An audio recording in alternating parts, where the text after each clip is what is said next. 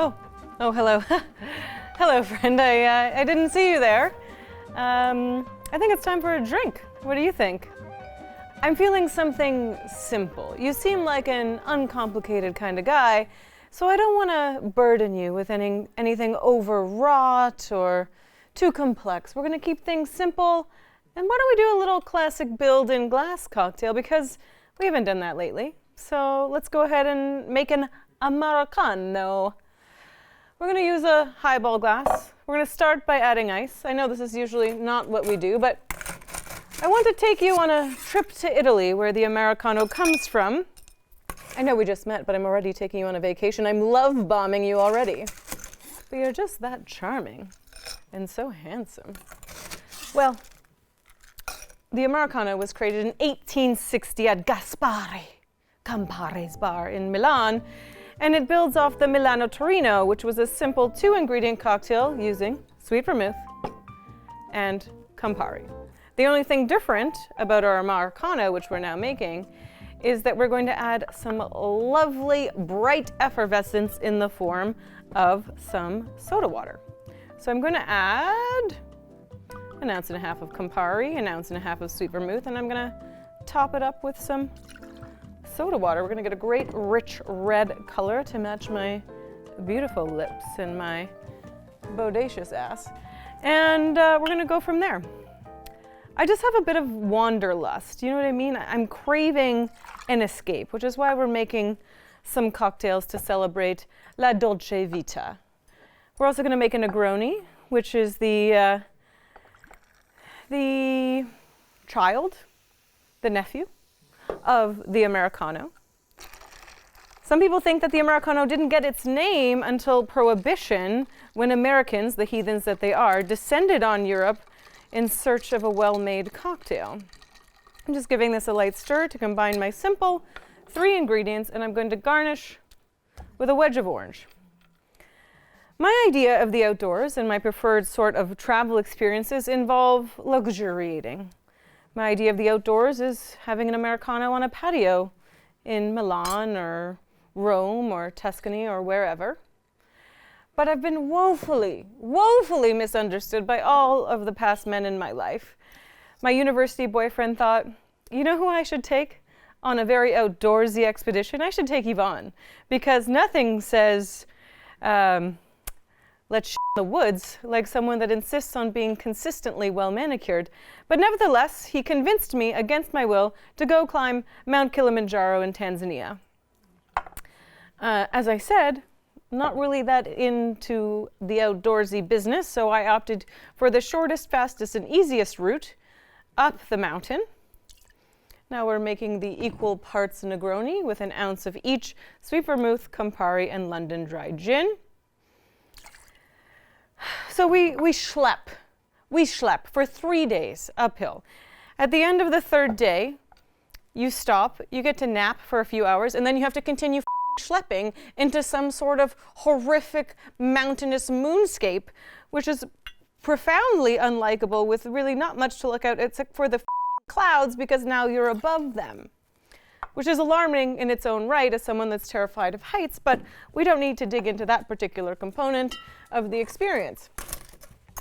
To say the least, there were no delicious foods or well-made cocktails to enjoy along this particular trek. We were sleeping in barracks with other outdoorsy sorts that had all sorts of fancy outfits, and I just looked like a shapeless blob when, as you can see, I prefer to look more like an hourglass. The worst part of this whole experience is that at the end of this 3rd day, after you take your nap, okay, you've climbed for 6 hours, you take a nap, you climb for another 4 hours, you take another nap. After you have some very watery and very sad tea with biscuits, as our guide Stuart liked to call them, like eating sawdust, essentially.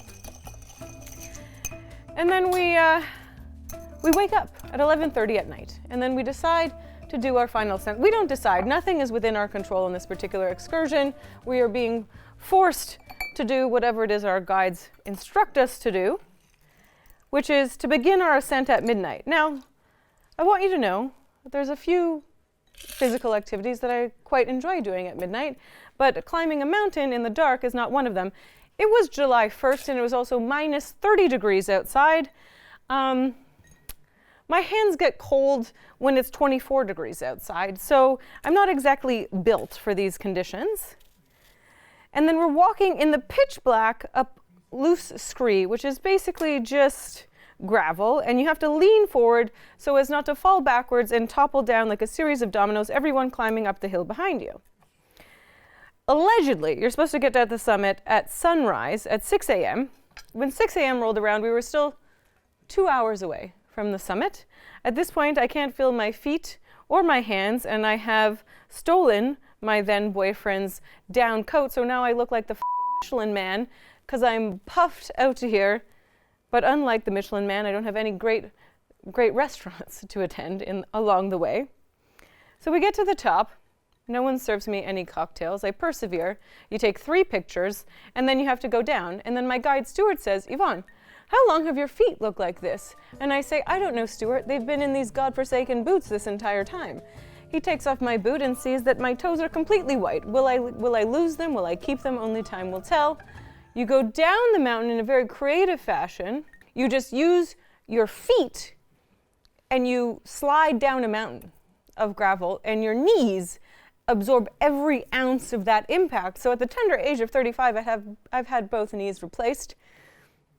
And I really wish someone had a Negroni for me at the end of this particular adventure. Just the tip. If you're making a Negroni or an Americano, make sure that you're using fresh vermouth. I need a drink for this part. And what happened was a guy named Count Camillo Negroni walked into a bar and he said, hey, screw the soda water. I want something with more heft, with more weight, with more potency, because I am a macho man. After you open your vermouth, you need to keep it in the fridge. I'm ad-libbing a little bit here, okay? I don't know about the macho man part, but he was the count, so he probably wanted to flex on him. And if I see you've got your vermouth on your bar shelf baking in the sun, I will come over there and have words with you.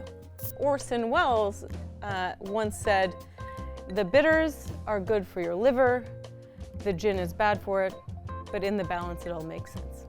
And it's best consumed within 1 month of opening, and if you can't manage that, drink more. Or you can batch your Negronis. Just combine all 3 ingredients in a big bottle, put it in the freezer, and stir it over ice when you're ready to enjoy. Cheers.